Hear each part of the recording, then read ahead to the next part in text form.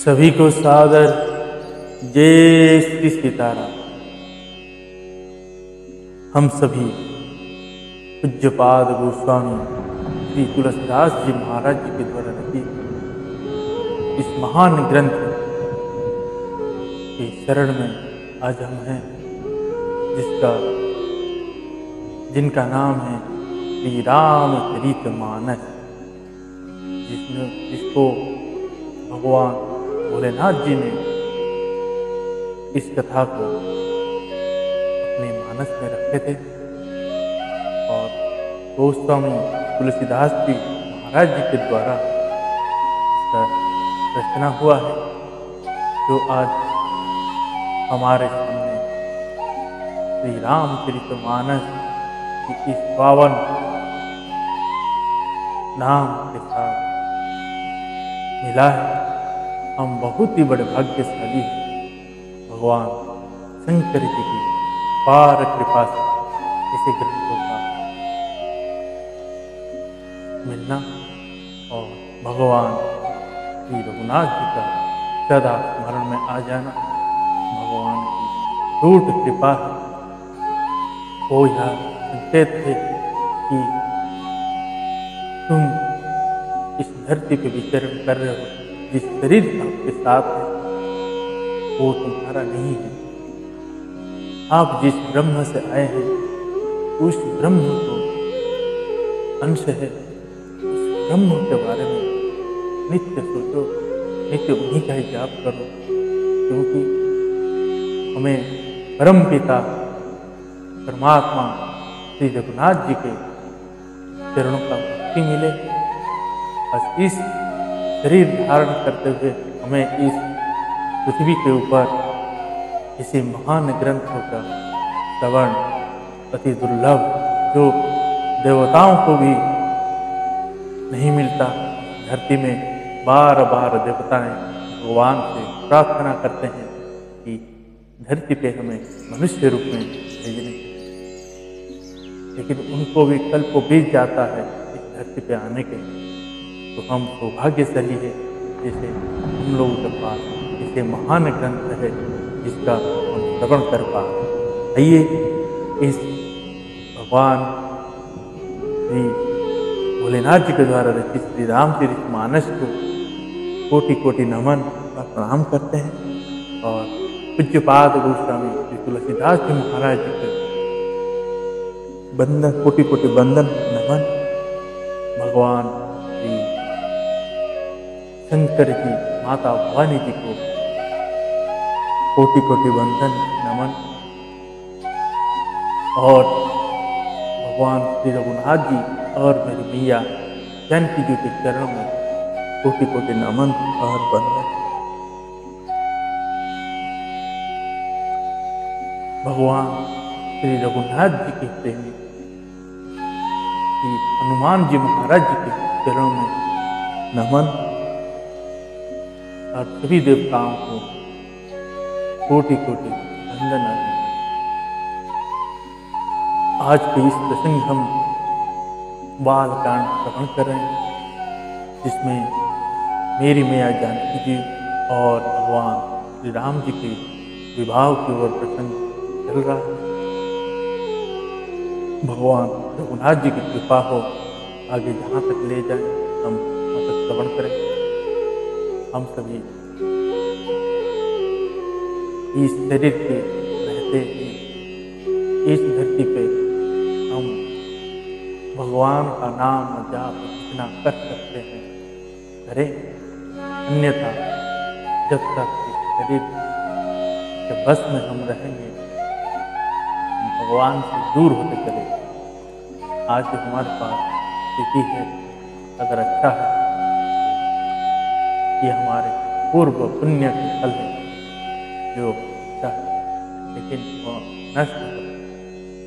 तो आगे हमारे साथ जब हम इस धरती को छोड़ के जाए, जब हम आए हुए थे धरती पे, तो हमारा खाते बंद, जब हम इस धरती से जाएंगे तो हमारे खाते खुली रहेगी, क्योंकि हो सकता है हम जब आए थे तो उस पिछले जन्म के पुण्य जो हमारे मुट्ठी में लेकर आए हुए थे। और जब हम जा रहे हैं तो हमारे हाथ में कुछ नहीं है।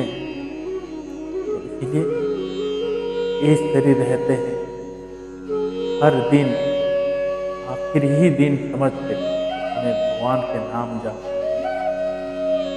आइए इस ग्रंथों की महिमा को हम श्रवण करते हैं और नित्य सभी बेजुबान जीवों के ऊपर दया करें और उनकी देखभाल, उनके प्रति कट्टरता को समाप्त करें। उनकी सेवा ही हमारा ईश्वरीय मार्ग है। तो गौ माताएं दुखी रहेगी तो हमें कभी मुक्ति इस धरती से नहीं मिल सकता। तो उस माता का ख्याल रखेंगे और जब जो कोई खाद्य पदार्थ हम पॉलीथीन में लेकर फेंकते हैं उसको पॉलीथीन से अलग करके डालेंगे ताकि मैया को हमारे कारण उस पॉलीथीन को ना खाए। और आइए आज का प्रसंग को हम श्रवण करते हैं। उसके पश्चात माता जानकी जी और मेरे रघुनाथ जी के चरणों में स्तुति गाएंगे। आइए सभी श्रद्धा भक्ति से आज के प्रसंग को श्रवण करें। जिन लोगों ने अभी तक हमारे इस चैनल को सब्सक्राइब नहीं किए हैं सब्सक्राइब करें और बेल आइकन को जरूर प्रेस करें ताकि आपके पास दैनिक नोटिफिकेशन आ सके। जय श्री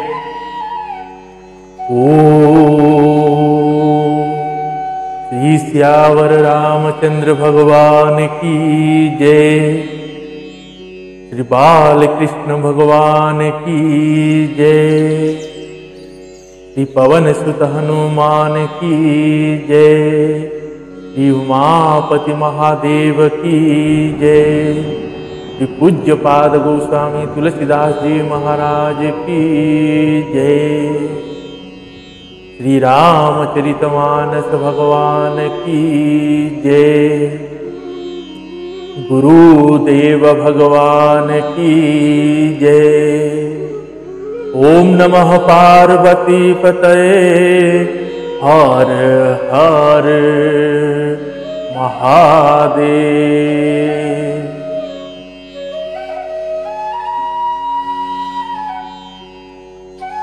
आइए हम सभी भक्ति भाव चित्त से प्रसंग को श्रवण करें। जय श्री राम जय राम जय जय राम। श्री राम जय राम जय जय राम। श्री राम जय राम जय जय राम। श्री राम जय राम जय जय राम। श्री राम जय राम जय जय राम। दोहा। सतानंद पद बंदी प्रभु बैठे गुरु पहि जाय। चलहु तात मुनि कहेहु तब पठावा जनक। सतानंद जी के चरणों की वंदना करके प्रभु श्री रामचंद्र जी गुरु जी के पास जा बैठे। तब मुनि ने कहा, हे तात चलो। जानकी जी ने बुलावा भेजा। मास परायण 8वां विश्राम 9वां परायण दूसरा। जय सीताराम।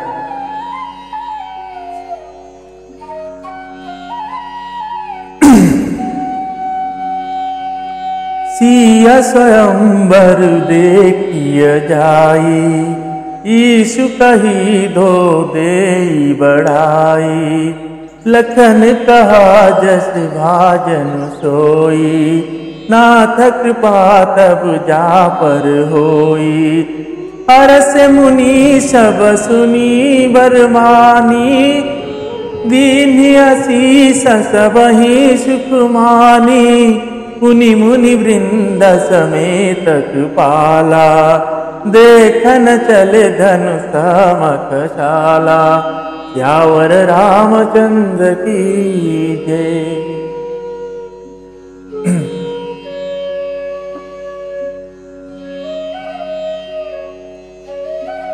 चलकर माता जानकी जी के स्वयंवर को देखना चाहिए, देखे ईश्वर किसको बड़ाई देते।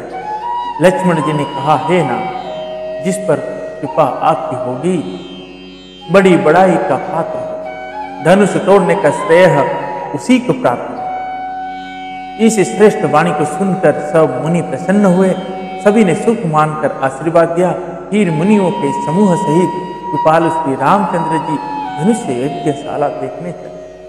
रंग भूमि आए दो भाई, असी सुधि सब पुरवासी न पाई, चले सकल गृह काज विसारी, बाल जुबान जरठ नर नारी, देखी जन कवि रवे भारी, सुचि सेवक सबुलिए हकारी, तुरत सकल लोगन पहि जाहूं, आसन उचित देहु सब काहू, सियावर रामचंद्र की जय। दोनों भाई रंग भूमि में आए हैं। ऐसी खबर जब सब नगर निवासियों में पाई, तब बालक जवान बूढ़े स्त्री पुरुष सभी घर और काम काज को भूलकर चले। जब जनक जी ने देखा कि बड़ी भीड़ हो गई है, तब उन्होंने सब विश्राम पात्र सेवकों को बुलावा लिया और कहा, तुम लोग तुरंत सब लोगों के पास जाओ और सब किसी को यथा योग्य आसन दो। कही वृद्ध वचन विनीत किन्न, बैठारे नर नारी, उत्तम मध्यम नीच लघु निज निज थल। उन सेवकों ने कोमल और नम्र वचन कहकर उत्तम मध्यम नीच और लघु सभी श्रेणी के स्त्री पुरुषों को अपने अपने योग्य स्थान पर बैठे। राजकुंवर ते ही अवसर आए, मनहु मनोहर कतन छाए, गुण सागर नागर वर वीरा, सुंदर श्यामल गोर शरीरा, राज समाज विराज तरुरे, उड़गन महु जनु जुगव विदुपुरे, जिनके रही भावना जैसी, प्रभु मूर्ति तीन देखी तेसी, सियावर रामचंद्र की जय। उसी समय राजकुमार राम और लक्ष्मण वहां आए। वे ऐसे सुंदर है मानो साक्षात मनोहरता कि उनके शरीरों पर छा रहे। सुंदर सांवला और गोरा उनका शरीर है। वे गुणों के समुद्र, चतुर और उत्तम वीर। वे राजाओं के समाज में ऐसे सुशोभित हो रहे हैं मानो तारा गुण के बीच दो पुण्य चंद्रमा। जिनकी जैसी भावना थी प्रभु की मूर्ति उनको उन्होंने वैसे ही देख ही रूप महारन धीरा, मनहु विरार सुधरे शरीरा, डरे कुटिल नृप प्रभु ही निहारी, मनहु भयानक मूर्ति भारी, रहे असुर छल चोनि पवेशा, तिन्ह प्रभु प्रगट काल समु देखा, पुरवासी न देखे दो भाई, नरभूषण लोचन सुखदाई, सियावर रामचंद्र की जय। महान रणधीर राजा लोग श्री रामचंद्र जी को रूप को ऐसे देख रहे हैं मानो स्वयं वीर रस शरीर धारण किए हुए। कुटिल राजा प्रभु को देखकर डर गए मानो बड़ी भयानक मूर्ति हो। छल से जो राक्षस वहां राजाओं के वेश में बैठे थे उन्होंने प्रभु को प्रत्यक्ष काल के समान देखा। नगर निवासियों ने दोनों भाइयों को मनुष्य के भूषण रूप और नेत्र को सुख देने वाला देखा। दो नारी विलोकई हरस ही निज निज रुचि अनुरूप, जनु सोहत सीगार धई मूर्ति परम रूप। स्त्रियां हृदय में हर्षित होकर अपनी अपनी रुचि के अनुसार उन्हें देख रही है मानो श्रृंगार रस ही परम अनुपम मूर्ति धारण किए सुशोभित हो रही। विदूषण प्रभु विराटमय दीसा, बहुमुख कर पगलोचन सीसा, जनक जाति अवलोकहि कैसे, सजन सगे प्रिय लागहि जैसे, सहित विदेह बिलो कही रानी, शिशु सम प्रीति न जाति बखानी, जोगी न परामत तमय भाषा, शांत शुद्ध सम सहज प्रकाशा, सियावर रामचंद्र की जय। विद्वानों को प्रभु विराट रूप में दिखाई दे, जिसके बहुत से मुंह, हाथ, पैर, नेत्र और सिर है।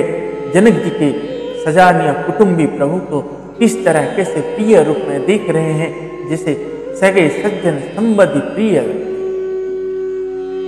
जनक समेत रानियां उन्हें अपने बच्चे के समान देख रही हैं। उनकी प्रीति का वर्णन नहीं किया जा सकता। योगियों को वे शांत, शुद्ध, सम और सत्य प्रकाश परम तत्व के रूप में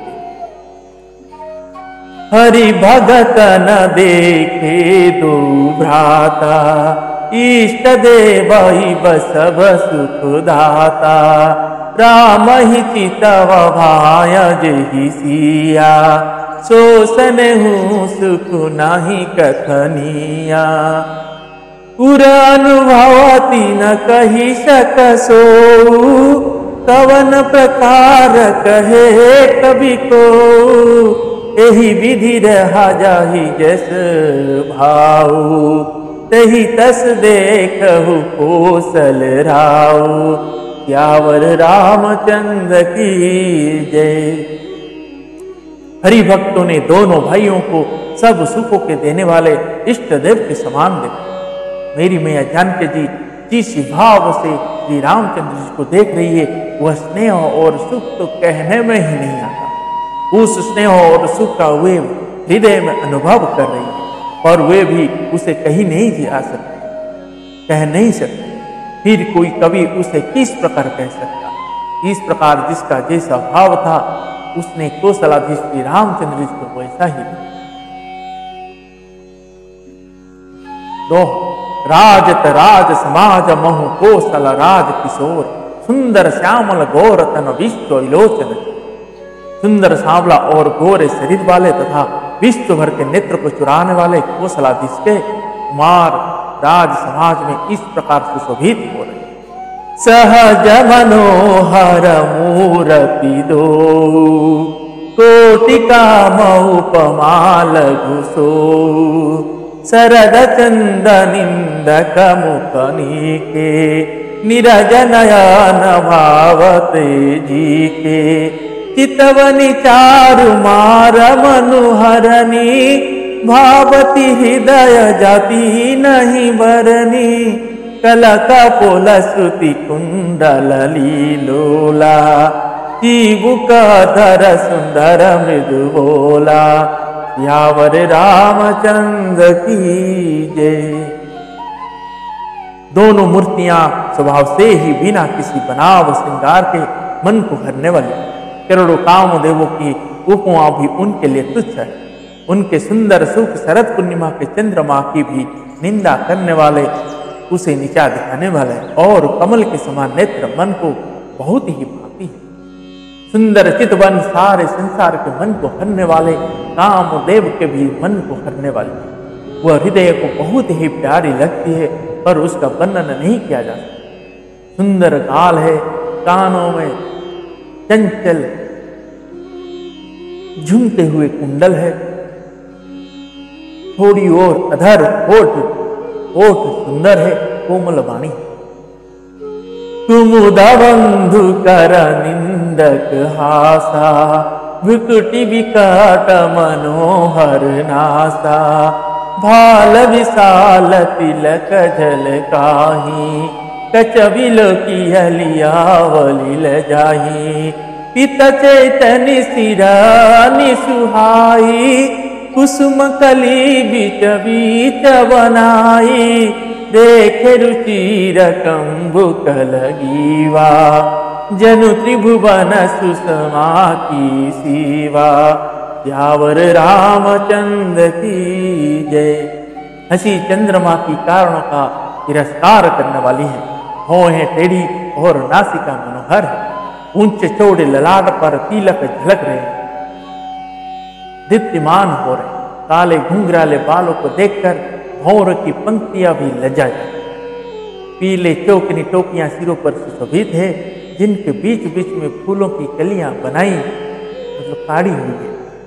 शंख के समान सुंदर गोल गाल में मनोहर 3 रेखाएं हैं, जो मानो तीनों लोकों की सुंदरता की सीमा को बता रहे। दोहा। कुंजर मणि कंठा कलित उरन्नी तुलसी का माला, वृषभ कंध के हरि हवनि बल नीति बाहु। हृदयों पर राजा मुक्ताओं का सुंदर कंठे और तुलसी के मालाएं सुशोभित। उनके कंधे बेलों के कंधे की तरह ऊंचे तथा पुष्ट है। एड़े खड़े होने की स्थान सिंह की सी है और भुजाएं विशाल एवं बल की भंडार है। कटी तु नीरपीता पट बांधे, कर सर धनुष वाम वर कांधे, पीत यज्ञ उपवीत सुभाए सुहाए, नखसिक मंजु महाच बिछाए, देख लोग सब भय सुखारे, एकटक लोचन चलत नकारे, हरस जनक देखी दो भाई, मुनि पद कमल गहे तब जाई, श्यावर रामचंद्र की जय। कमर में तरकस और पीतांबर बांधे हैं, दाहिने हाथों में बाण और बाएं सुंदर कंधे पर धनुष तथा पीले युक्त पवित्र जनेऊ से सुशोभित है। नख से लेकर शिखा तक सब यज्ञ अंग सुंदर है, उन पर महान शोभा छाई हुई। उन्हें देखकर सब लोग सुखी हुए। नेत्र एकटक निमेष शून्य है और तारे मतलब पुतलियां भी नहीं चलती। जनक जी दोनों भाइयों को देखकर हर्षित हुए। तब उन्होंने जाकर मुनि के चरण कमल पकड़ लिए। करी विनती निज कथा सुनाई, रंगावनी सब मुनि दिखाई, जह जह जाहि कुंवर वर दो, तह तह चकित चितव सबको।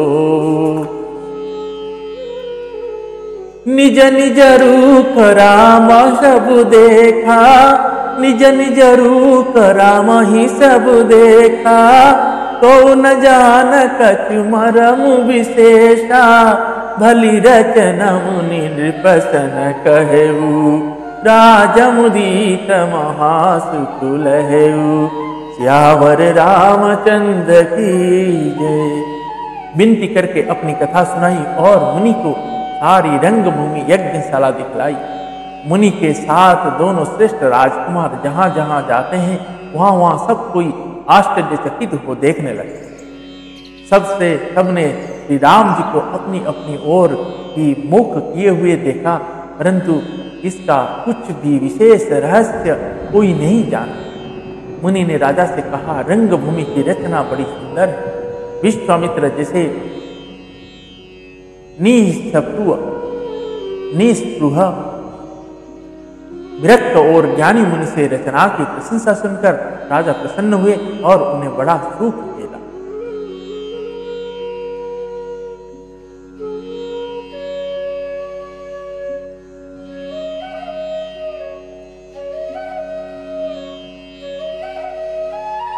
दोहा। सब मंचन ते मंचु एक सुंदर विशद विशाल, मुनि समेत दो बंधु तहां बैठा रहे।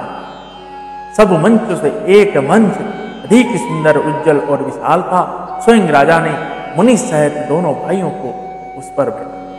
प्रभु ही देखी सब नृपहि हारे, जनुरा के सउदय भय तारे, असी प्रतीति सबके मन माही, राम चाप तोर बसक नाही, बिनु भंजे भव धनुष विशाला, मेलिहि सिया राम और माला, अस विचारी गवनहु घर भाई, जासु प्रताप बलु तेज गावई, श्यावर रामचंद्र की जय। प्रभु को देखकर सब राजा हृदय में ऐसे हार गए, निराश एवं उत्साहहीन हो, जैसे पूर्ण चंद्रमा के उदय होने पर तारे प्रकाशहीन हो जाते। उनके तेज को देखकर सबके मन में ऐसा विश्वास हो गया कि रामचंद्र जी धनुष को तोड़ेंगे, इसमें संदेह नहीं। इधर उनके रूप को देखकर सबके मन में यह निश्चय हो गया कि शंकर जी के विशाल धनुष को जो संभव है ना टूट सके, बिना तोड़े भी सीता जी श्री रामचंद्र जी के ही गले में जयमाल डाले, अर्थात दोनों तरह से ही हमारी हार हो और विजय श्री रामचंद्र जी के हाथ रहे। यूं सोचकर वे कहने लगे, हे भाई, ऐसा विचार कर यश प्रताप बल और तेज गवाकर अपने अपने घर चले।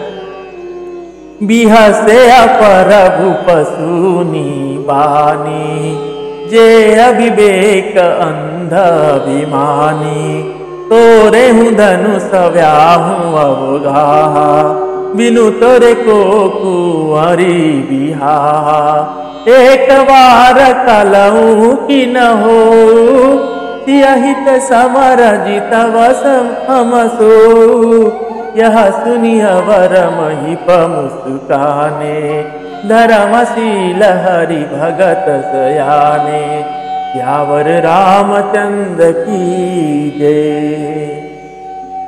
दूसरे राजा जो अविवेक से अंधे हो रहे थे और अभिमानी थे, यह बात सुनकर बहुत हंसे। उन्होंने कहा, धनुष तोड़ने पर भी विवाह होना कठिन है, अर्थात सहज में हम जानकी को हाथ से जाने नहीं देंगे, फिर बिना तोड़े तो राजकुमारी को ब्याह ही कौन सा, काल ही क्यों ना हो, एक बार तो पिता के लिए उसे भी हम युद्ध में जीत लेंगे। यह घमंड की बात सुनकर दूसरे राजा जो धर्मात्मा हरिभक्त और सैन्य थे मुस्कुराए। जय जय श्री सीताराम।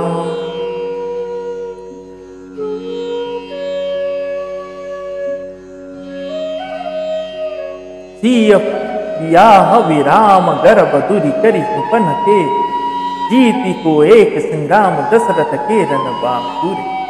उन्होंने कहा, राजाओं के गर्भ दूर करके जो धनुष किसी ने नहीं टूट सकेगा, उसे तोड़कर श्री रामचंद्र जी पिताजी को ब्याहेंगे। रही युद्ध की बात, तो महाराज दशरथ के रण में बाकी पुत्र के युद्ध में तो जीत ही कौन सकता। जय जय श्री सीताराम।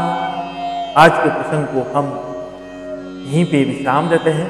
कल धनुष का भंजन भगवान रघुनाथ जी करेंगे, माता जानकी जी के साथ विवाह होगा। कल हम विवाह स्तुति गाएंगे। आज प्रसंग को हम यहीं पे विश्राम देते हैं। पुनः कल सभी सुंदर दोहे चौपायों के साथ मेरी माता जानकी जी और भगवान रघुनाथ जी के विवाह स्तुति गाएंगे। तब तक के लिए आप सभी को जय सीताराम। आइए सभी स्तुति गाते हैं और श्रवण करते हैं।